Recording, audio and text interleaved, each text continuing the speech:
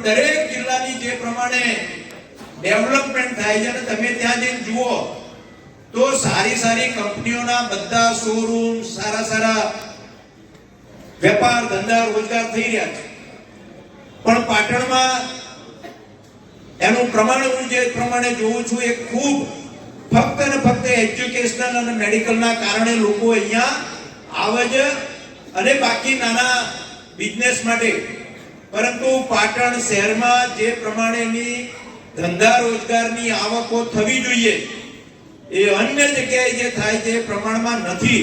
એટલે એ કોઈને પાટણ આવવું હોય છે તો નથી આવતો. કેમ નથી આવતો પાટણ?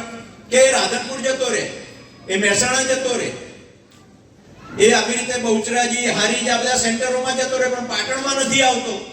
તો કેમ નથી આવતો?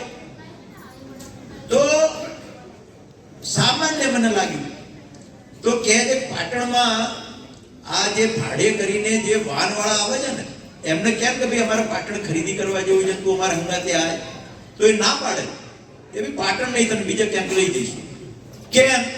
તો અમે પાટણમાં પ્રવેશ કરીએ છીએ તો પોલીસ વાળા પકડે છે, અમારી જોડે 500-1000 રૂપિયા લઈ લે છે, તો આવતા બંધ થયા છે. એક આ નાનું કારણ છે મિત્રો, એક નાનું કારણ પાટણના ધંધા રોજગારને કેટલી મોટી અસર કરી જાય છે. આ એક ને આવા મારા મગજમાં તો 10-15 છે. મેં આ ઘણા લોકો જોડે ખૂબ શેર કર્યું છે, ખૂબ શેર કર્યું છે. મિત્રો આવા જ વિડીયો અને શોર્ટ્સ જોવા માટે આજે જ અમારી ન્યૂઝ રૂમ યુટ્યુબ ચેનલને સબસ્ક્રાઇબ કરો.